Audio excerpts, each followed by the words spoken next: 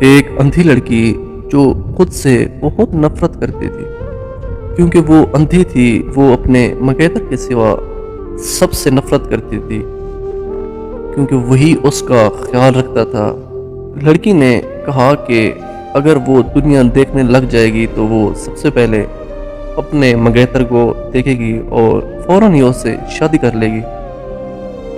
ایک دن اس کی دعا قبول ہو گئی اور کسی نے اس کو آنکھوں کا عطیہ دے دیا اور وہ سب کچھ دیکھنے لگ گئی۔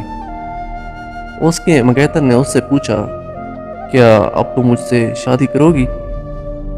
لڑکی حیران ہو گئی جب اس نے دیکھا کہ اس کا مگیتر بھی نہیں دیکھ سکتا تھا۔ لڑکی نے اس سے شادی کرنے سے انکار کر دیا۔